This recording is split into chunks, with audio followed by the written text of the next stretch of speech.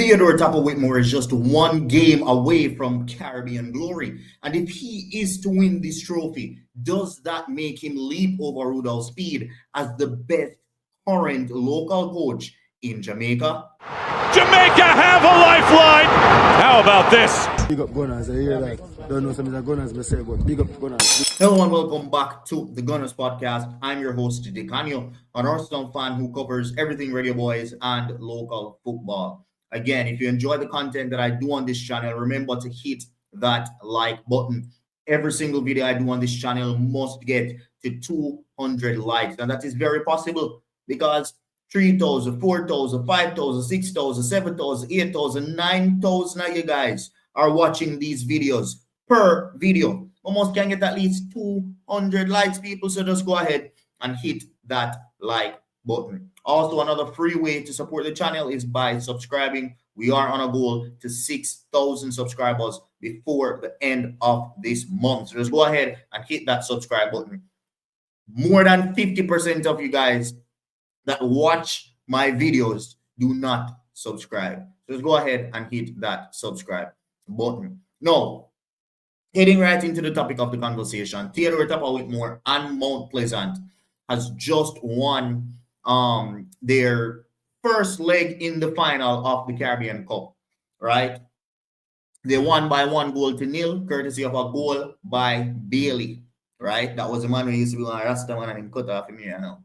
The brown youth, you see me? So he scored from a corner in the first half and then control the game right through it. Raheem Tango Edwards came on in the second half. He basically scored, but then chalked it off for a handball that was not clear. So Concacaf officials being Concacaf officials, teething out Jamaican teams, right? Nothing new about that. However, we really just want to talk about the dominance that this Mount Pleasant team shows.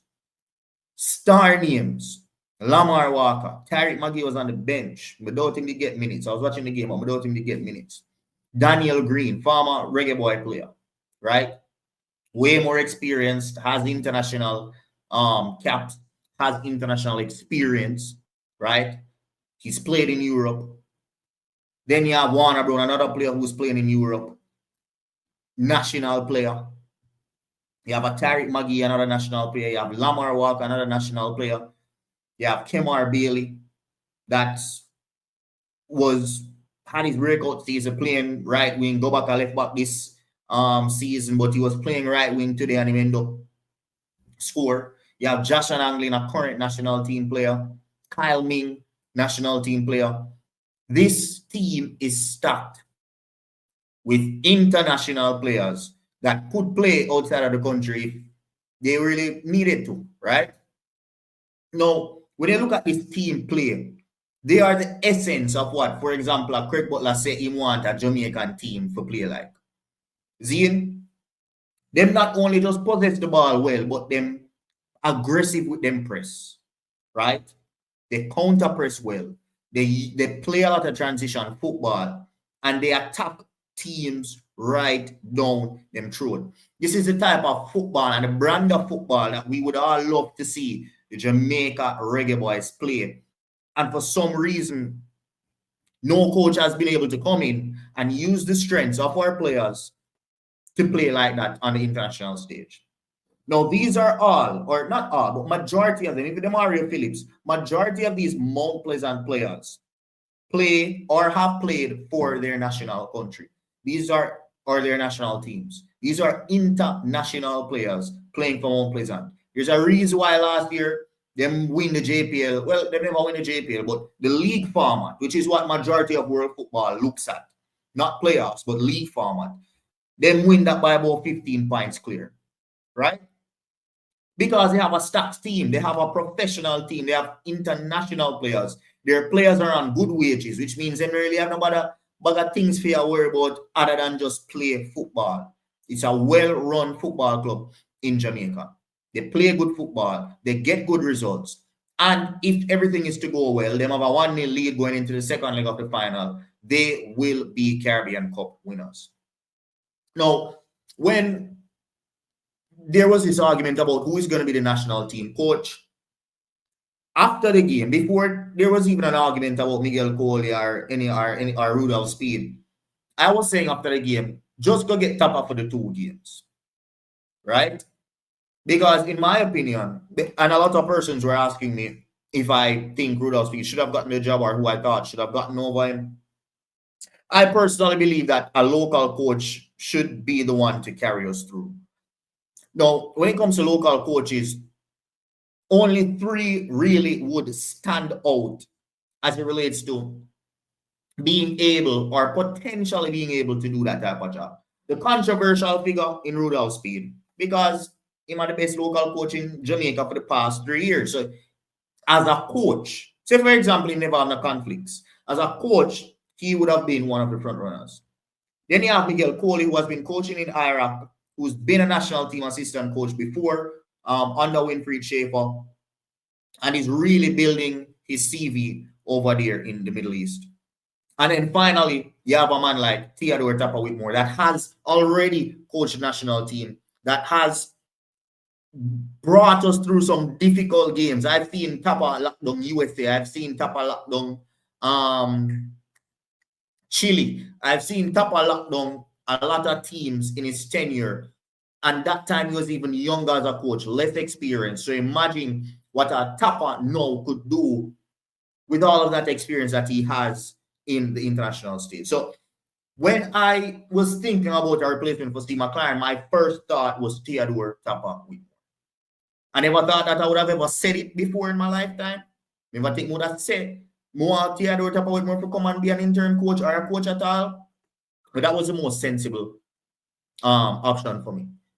May I go a bit off tangent because this is a Mount Pleasant video, but the second option for me would have been a flip to what we've already seen, which is Miguel Coley head coach, Winfried Schaefer assistant coach.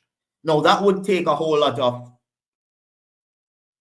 negotiating and a whole lot of different intricacies because Miguel Coley has a team that he is currently a part of in Iraq.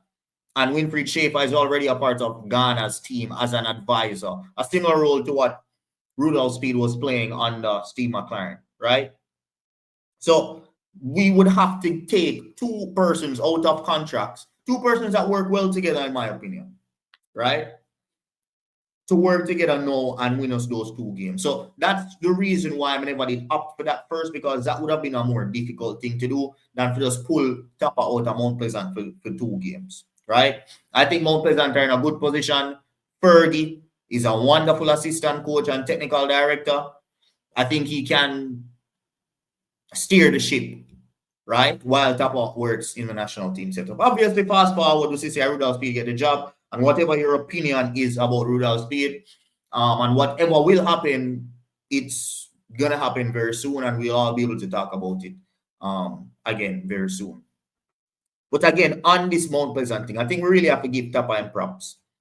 The man will do so much for the national team that we kind of underestimated. Because Tappa, being the coach of this national team, make us see 2 back-to-back Gold Cup finals. He probably never did qualify for a World Cup, but he make we have Gold Cup pedigree that later on, when Steve McLaren crashed way out of the Gold Cup in our group stages, that felt so unacceptable because we were not used to seeing anything like that. We are used to qualifying outside of the group stages and going very far in the competition.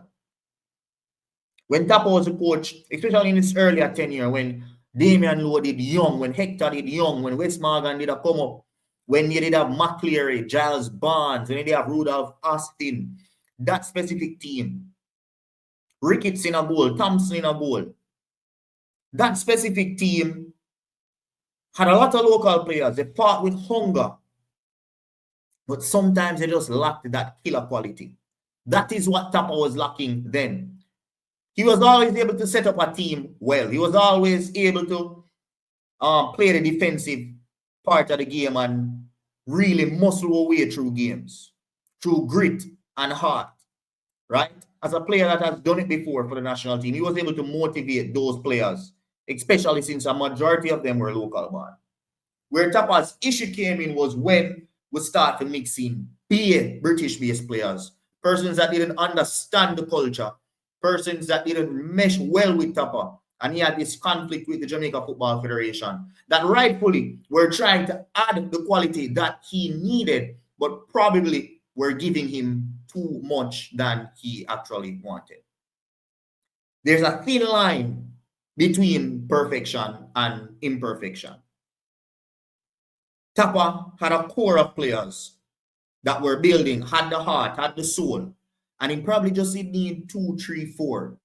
He never need 6, 7, 8, and that is where the drift came in Tappa's tenure. Now, him take a break away, all away bash him, all away beat him. Him come back, take up the Mount Pleasant project, and he has been doing a wonderful job. Him and Fergie, wonderful partnership. I think this Mount Pleasant thing could have been Curacao. And I know say a lot of people say, I was saying in this comment section, but yeah, that or yeah, this or yeah, that. I might be wrong. I put my hands up, I might be wrong. Right? But the way how them play, the style of play how them play, or let me put it a better way. If the Jamaica national team played football like Mount Pleasant, we would have beat Curacao. I think that's a better way to put it. Zine, the way how we press, the way them comfortable on the ball, the way them try to play the ball through the midfield, the profile of players that are being played, players actually are playing in a rightful position or in a position or a role that suits their best attributes. That is what Theodore Tappa Whitmore has turned this Mount Pleasant team into. Right? Now, again, I just want to give Theodore Tappa Whitmore props. I also want to ask you guys the question. If he is to win the Caribbean Cup, does that make him the best current local coach in Jamaica? Share your thoughts below in the comment section. Because remember, him have the international pedigree already. He's brought Jamaica to finals. He's went through World Cup qualifier campaigns. He's won the Jamaica Premier League. And to win the Caribbean Cup and potentially play in the Champions Cup against Messi and the likes of those. Imagine if Theodore Tappa Whitmore can bring Messi back to the National Stadium next year. Let's not jump the gun, no, people. It is a possibility because we are already in the competition. It's just a matter of how the draw goes and if we end up do meet Messi. But if that is to happen and we are to bring Messi back to Jamaica for a part 2, that would be wonderful. That would be wonderful. And I think it's the money that they're going to get from it and everything would be 100% deserved.